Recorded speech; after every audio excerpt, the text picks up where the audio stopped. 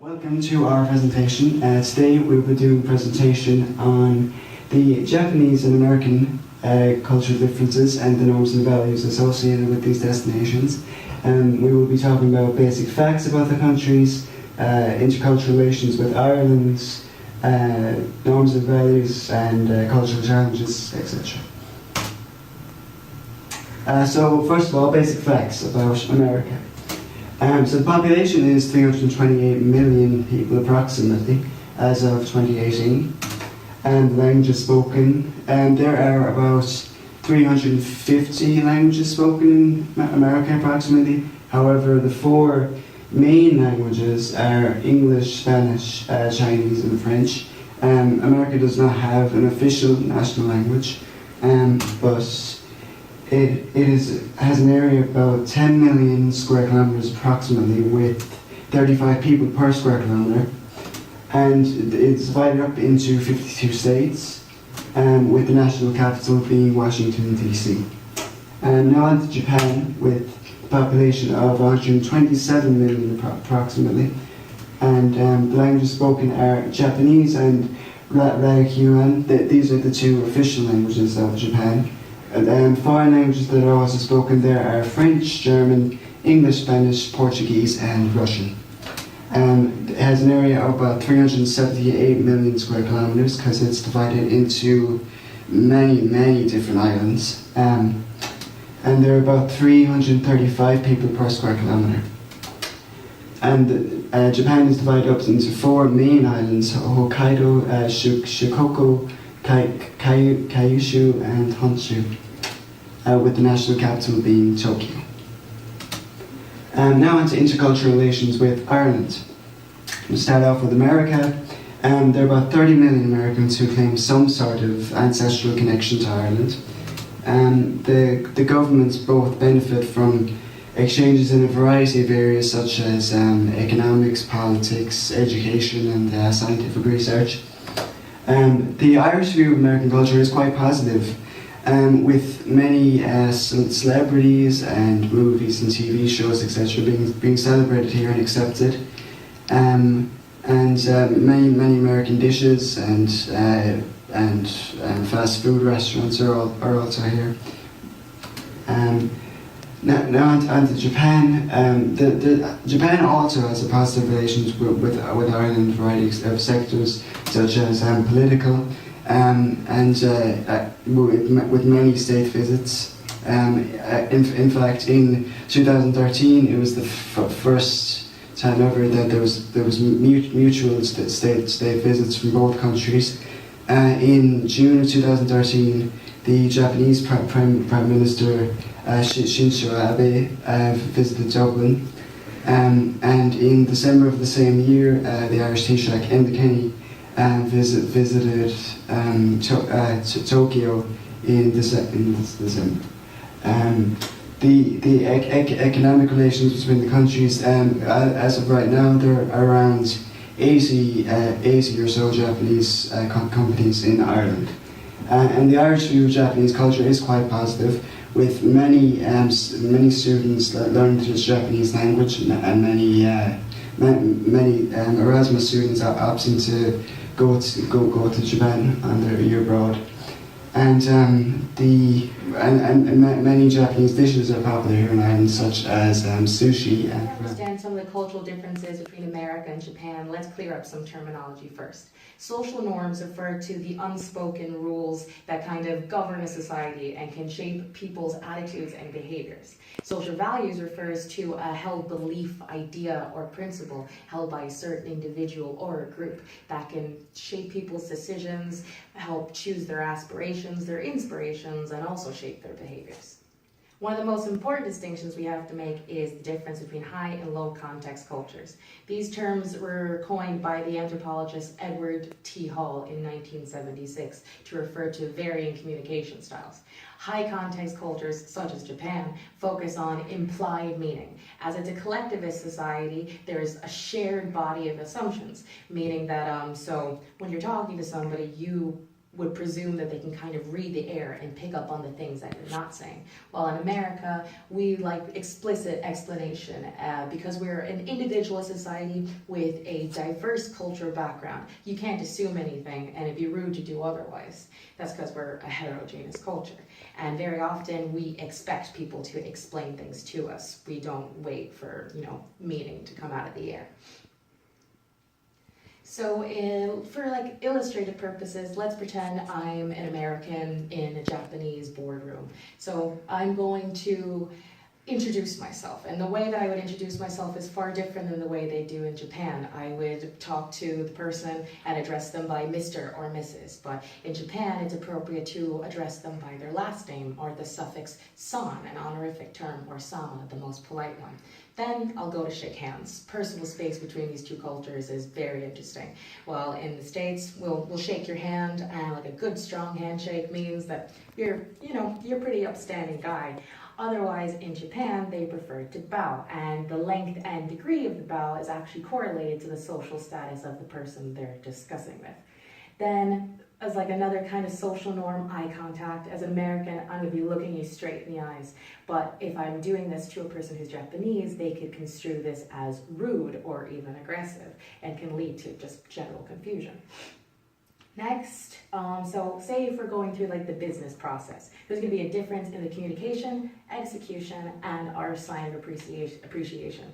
So communication-wise, here's where the high and low context culture comes into play. An American's going to be direct and blunt in doing their business, while the Japanese prefer to kind of conform.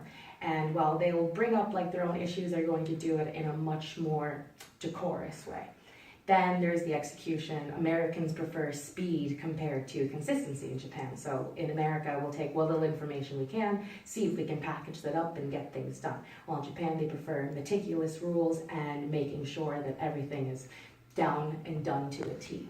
Then there's appreciation. In the United States, we'll probably just shake your hand again and walk away, but in Japan, it is considered custom to give a gift, especially to somebody who is high up in the social hierarchy. And that kind of connects with certain values that are held in Japan. So as I mentioned previously, they are individualist and collectivist societies, America being individualist and Japanese being collectivist, meaning that in the United States, we focus more on individual successes, competition, and personal achievement, while in Japan, achievement is more so that of the community and putting others before yourself. Next, there's even gender roles. In the workplace, this can be quite finicky. In the United States, women are more present in politics and in the boardroom, while in Japan, very often the idea of total gender equality is an ideal, and some rules and regulations were passed in the 90s, but even then, striving towards total workplace equality is still distant. And then finally, there's the big difference in the way we think of social hierarchy and authority. In the United States, rebelling against authority can be seen as commonplace. You have to make sure that what you believe is right is taken seriously. But in Japan, they will prefer to defer to authority because hierarchy and status can guide your interaction. It can be seen as quite rude to challenge somebody who is above you. Moving to a new country can bring a lot of challenges like language barrier, time zone differences, and dress codes. Luckily, these are stuff that are easy to adapt to. The tricky ones, however, are the ones that are deeply embedded in a culture like norms, value, beliefs, and so on. I will now give some examples of some challenges Americans can have while living in Japan and vice versa. Levels of formality. Generally, people change their way to speak depending on who they're talking with. As mentioned earlier, Japan has norms that decide how polite you should be. This depends on the age, how close you are, the occupation of the person, and so on. So, for example, you have to speak polite to everybody who's older than you in Japan.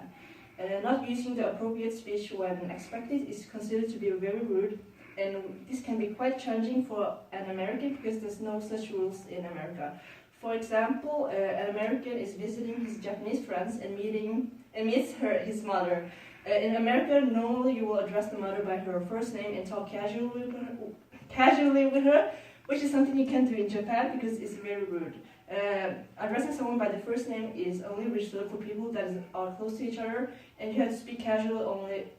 Can only speak casually with people who are the same age or in the same authority as you. So, not knowing these norms, the American can be misunderstood as a rude person.